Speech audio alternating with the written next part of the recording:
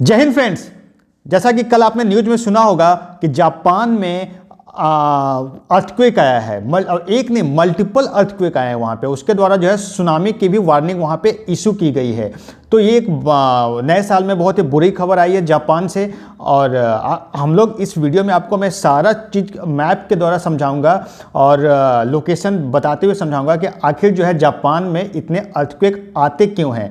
और जो कल अर्थक्वेक आया है उसका एपी सेंटर क्या है, यही है नोटो पेनिनसुला जो है वह इशिकावा का यही है एपी सेंटर। तो बार बार वहाँ पे अर्थक्वेक क्यों आते हैं और वही एरिया इतना ज़्यादा अफेक्टेड क्यों होता है, तो और उसका लोकेशन क्या है, ये सारे चीज़ों को मैं इस वीडियो में आपको कवर करूँगा, जो कि आपके एग्जाम्स पॉइंट ऑफ व्यू से बहुत इंपॉर्टेंट होगा, कंसेप्ट को समझने में बहुत इंपॉर्टेंट होगा, और जो क्या लॉस हुए हैं वहाँ पे अर्थक्वेक के कारण, और सारा चीज़ों को मैं इस वीडियो के द्वारा कवर करूँगा। तो मैं हूँ ऋषु कुमार सिंह। आप इस वीडियो को अभी तक लाइक नहीं किए हो, शेयर नहीं किए हो, तो प्लीज़ भाई साहब लाइक करो, शेयर करो, ताकि जो है इतना अच्छा कंटेंट जो मैं दे रहा हूं आपको टाइम टू टाइम नोटिफिकेशन मिलता रहे। तो चलिए हम लोग पूरा समझते हैं कि न्यूज़ क्या है, पूरा आखिर ये क्या है मामला पूरा। तो पूरा न्यूज क्या है दोस्तों, हम लोग पहले देखते हैं कि यह series of strong earthquake struck Japan on Monday मतलब कल था, triggering tsunami waves as a 5 foot तक सुनामी वेव जो है वहाँ पे ट्रिगर हुआ है। और वहाँ पे लोगों को सलाह दिया जा रहा है कि वहाँ से इवैक्यूएट कर लें जल्दी से जल्दी, और गवर्नमेंट भी काफ़ी एक्टिव हो गई है वहाँ पे कि और डिजास्टर मैनेजमेंट की टीम वहाँ लगी हुई है कि सबको ज़्यादा शिफ्ट करा सके और जान माल का कम से कम क्षति हो सके। और ये जो एरिया जो है वह नॉर्थ वेस्टर्न कोस्ट है बेसिकली। तो अभी मैं मैप में आपको दिखाऊंगा कि कौन सा एरिया है। जैसे वहां पे है tsunami waves were predicted within 300 kilometre of epicentre. कौन सा एपी सेंटर, जैसे मैंने आपको बताया अभी, नोटो जो है वह इशिगावा में पड़ता है। इशिगावा प्रीफेक्चर क्या होता है, प्रीफेक्चर बेसिकली जैसे हमारे यहाँ स्टेट्स हैं, जैसे बिहार है, यूपी है, राजस्थान है, जैसे स्टेट हैं, उसी तरह से वहाँ पे प्रीफेक्चर होते हैं। वो प्रीफेक्चरों में बटे होते हैं सारे, पूरा जापान बटा हुआ है। तो इसी तरह से जो है वह गवर्न के लिए बनाया गया, जैसे हमारा स्टेट बनाया गया है वहाँ पे प्रीफेक्चर बनाए गए हैं। तो इशिकावा प्रीफेक्चर जो है वहीं पे जो है ये अर्थक्वेक आया है। ये देखिए, ये पूरा जो है जापान का मैप है, ये जापान का मैप है, और ये राजधानी है जापान की टोक्यो, और ये जगह है इशिकावा, यहीं पे है नोटो जो कि एपी सेंटर बताया जा रहा है। तो ये पूरा जो है वह इस एरिया में पूरा ये अफेक्टेड हुआ है। इसी तरह इस एरिया में पूरा वार्निंग इशू कर दी गई है कि जहाँ भी लोग हैं, यहाँ पे जो लोग रह रहे हैं वो यहाँ से इवैक्यूएट कर लें और सुरक्षित स्थानों में चले जाएँ। तो यहीं पर वार्निंग इशू किया गया है। जैसा कि मैंने दोस्तों आपको बताया कि मल्टीपल अर्थक्वेक हिट किया है कल। तो यहाँ पे देखिए 5.7 मैग्नीट्यूड का अर्थक्वेक आया कितने बजे, 4:06 पे कल। फिर जो है वो 7.6 मैग्नीट्यूड का आया अर्थक्वेक 4:10 लोकल टाइम वहाँ। फिर 6.1 मैग्नीट्यूड 4:18, और 4.5 मैग्नीट्यूड का आया है 4:23। तो इस तरह से मल्टीपल वहाँ पे अर्थक्वेक जो है वह स्ट्राइक किए हैं। यूएस जियोलॉजिकल सर्वे जो है वो भी बोला है कि अनदर अर्थक्वेक जो है 6.2 रिएक्टर स्केल का हिट कर सकता है। तो ये सारा न्यूज जो है, जैसे लगभग जो है 21 अर्थक्वेक जो आया है विथ मैग्नीट्यूड ऑफ 4 का रिकॉर्ड किया गया as per AFP news agency. तो इस तरह से जो है वो मल्टीपल जो अर्थक्वेक हैं उसके कारण जो है और भी ज़्यादा नुकसान होने का संभावना बताया जा रहा है वहाँ पे। गवर्नमेंट एडवाइजरी भी वहाँ पे आ चुकी है, और लोगों को सजेस्ट किया जा रहा है कि या तो टॉप ऑफ बिल्डिंग पे चले जाएं या फिर जो है हायर लैंड एरिया पे आप मूव कर जाएं, क्योंकि जो हीट जो है वो लगभग 5 मीटर ऊंचा है जो कोस्ट एरिया जो मैंने आपको बताया नोटो इशिकावा रीजन्स में। तो ये सुनामी वार्निंग वहाँ पे इशू किया गया है। जेएमए जो है वहाँ पे जापानीज मेट्रोलॉजिकल एजेंसी, वो भी वार्न किया लोगों को कि जो सुनामी है over 1 metre were considered highly likely to be unable to stand within the possibility of death। तो ये क्या है कि उसने जेएमए ने इशू बोल दिया है कि जो भी 1 मीटर से ज़्यादा ऊंचा अगर वेव्स आता है, सुनामी वेव्स, तो उसमें जो है वह पॉसिबिलिटी ऑफ डेथ होने की संभावना ज़्यादा होती है। तो इसीलिए सजेस्ट किया गया है कि आप लोग जो है वह हायर लैंड एरिया में लोग मूव कर जाएं जितना जल्द से जल्द हो। और इसका जो इफेक्ट जो है सिर्फ जापान में ही नहीं, आसपास का जो एरिया जैसे नॉर्थ कोरिया हो गया, साउथ कोरिया हो गया, रसिया का जो फास्ट ईस्टर्न सिटी है व्लादिवोस्तोक एंड नोखोदा वो वहाँ भी जो है गवर्नमेंट ने जो है वार्निंग इशू की है। अभी इसको मैप में समझते हैं कि बाकी एरिया जो है नॉर्थ कोरिया, साउथ कोरिया और रसिया जो है क्यों अफेक्टेड हो सकता है। ये देखिए दोस्तों, मैप में मैं समझाने की कोशिश करता हूँ आपको कि ये देखिए, ये है जापान, आपका ये है जापान है, ठीक है। और यहाँ पे देखिए रसिया है, और यहाँ पे जो है वह इधर नॉर्थ कोरिया है, इधर साउथ कोरिया है।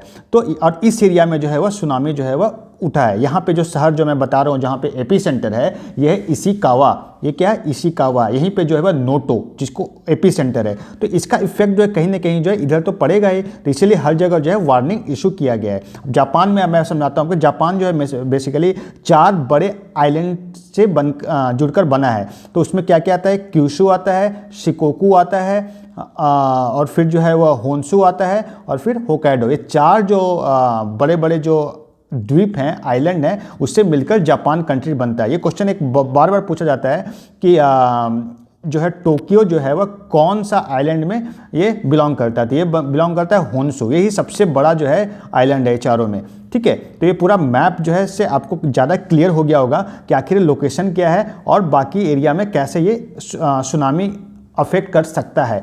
तो अब देखते हैं सुनामी आखिर होता क्या है। जैसे सुनामी आपने सुना होगा इन 2004 में इंडियन कोस्ट भी अफेक्ट किया था। इंडिया में सुनामी आया था चेन्नई में, और काफ़ी नुकसान हुआ था, जान माल का बहुत नुकसान था, बहुत लोग मारे गए थे। और जैसे 2011 में सुनामी आया था आपका जापान में, वहाँ पे भी लगभग 20,000 लोगों की मृत्यु हुई थी। फुकुशिमा वहाँ न्यूक्लियर प्लांट था, वो मैं भी दिखाऊंगा मैप में। तो वहाँ पे जो है वह काफ़ी अफेक्ट हुआ था। तो और हालांकि बहुत सारे इनिशिएटिव भी ले लिए गए इंडिया में, जैसे कि अर्ली वार्निंग सिस्टम लगाया गया, tsunami early warning system Hyderabad में। तो चलिए उसको हम लोग देखेंगे बाद में। अभी हम देखते हैं सुनामी आखिर है क्या। तो सुनामी बेसिकली जो है जापानीज वर्ड है, जिसका मतलब होता है हार्बर वेव। और ये कैसे प्रोड्यूस होता है? जब ओशियन में अर्थक्वेक और वॉल्केनिक इरप्शंस होते हैं तो जाइंट ओशियन वेव्स प्रोड्यूस होते हैं। और ये जो है वह जब जाइंट वेव्स जब प्रोड्यूस हो जाएंगे तो ये कोस्टल एरिया की तरफ बढ़ेंगे। जब कोस्टल एरिया की तरफ बढ़ेंगे और इनके हाइट जो है लगभग 100 फीट तक जाएगी। ये हाइट क्या जाएगी? 100 फीट तक जाएगी। और ये जो है इनके स्पीड भी बहुत तेज होगा, इतना तेज कि जब लगभग जो है जेट प्लेन इतना स्पीड होगा डीप वाटर में बेसिकली।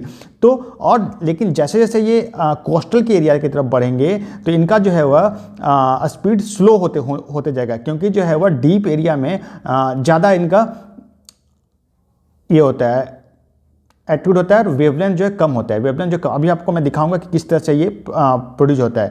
लेकिन जब स्पीड इनका बहुत ज़्यादा तेज होने के कारण जैसे ये कोस्टल एरिया में आते हैं तो बहुत ज़्यादा नुकसान करने की क्षमता रखते हैं। और जैसे ये कोस्टल एरिया में एंट्री करते हैं तो जान माल का काफ़ी नुकसान हो जाता है, ठीक है। देखिए मैप में आपको मैं समझाता हूँ।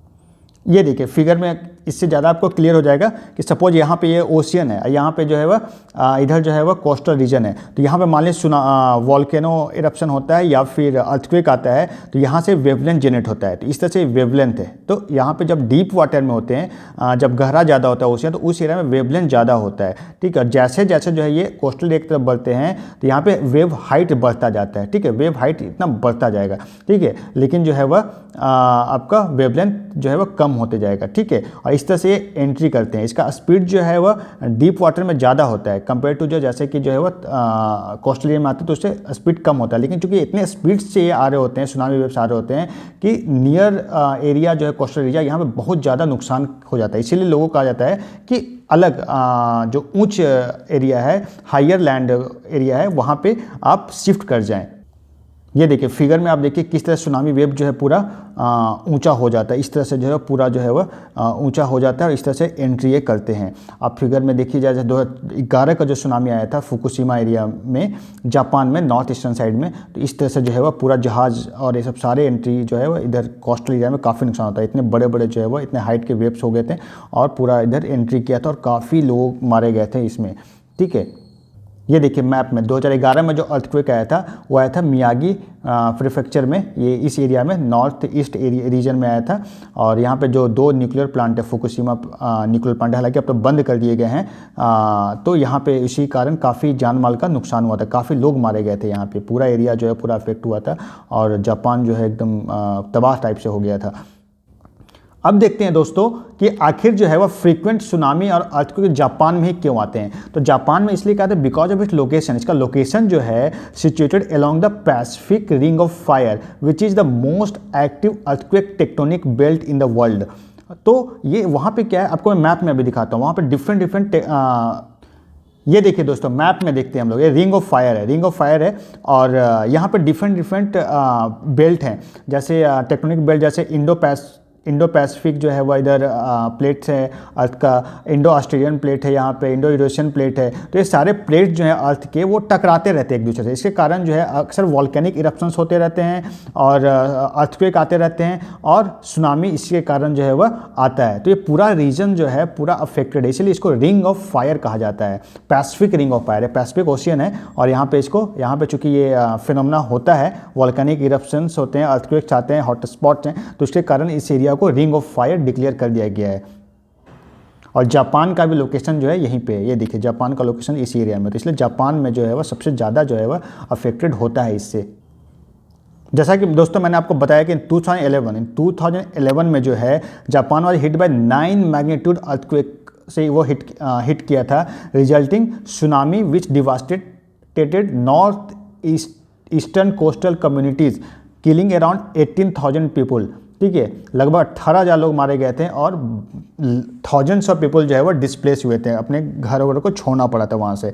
और ये जो सुनामी जो आया था, the tsunami waves lead to a nuclear meltdown at Fukushima region जो ईस्टर्न कोस्ट पे पड़ता है जापान का, वहीं पे एक न्यूक्लियर प्लांट था, तो उसमें मेल्टडाउन हो गया था और उसी कारण जो है और ज़्यादा नुकसान हुआ था। ये जो था समझिए, इससे पहले 1986 में चेर्नोबिल डिजास्टर हुआ था, न्यूक्लियर प्लांट जो था वहाँ पे चेर्नोबिल अभी यूक्रेन में है, और पहले वो सोवियत यूनियन के अंदर आ रहा था, तो वहाँ पे बहुत बड़ा न्यूक्लियर एक्सीडेंट हुआ था। चेर्नोबिल एक बहुत हॉटस्टार पे एक बहुत ही अच्छा सीरीज़ है, आप कभी मौका मिले जरूर देखिएगा। पूरा जो डिजास्टर हुआ था वो कैसे हुआ था और उससे कितना नुकसान हुआ था और कितने लोग मारे गए थे, बहुत अच्छी तरह से उसमें पिक्चराइज किया गया है। तो चलिए, तो ये था पूरा न्यूज़। आई होप कि दोस्तों आपको सारी चीज़ें क्लियर हो चुकी होंगी कि जापान का न्यूज़ क्या है और अर्थक्वेक और सुनामी वहाँ बार बार क्यों आता है, लोकेशन वाइज क्या है, एपी सेंटर क्या है, ये सारी चीज़ें आई थिंक आपको पूरी तरह से क्लियर हो गया होगा। और वीडियो अगर पसंद आया तो प्लीज़ इसको लाइक करें, सब्सक्राइब करें और शेयर करें अपने दोस्तों में, ताकि जो है और भी अच्छे अच्छे कंटेंट मैं आपको दे सकूं। और चलिए, मैं नेक्स्ट वीडियो के साथ मिलूँगा, तब तक के लिए नमस्कार, जय हिंद।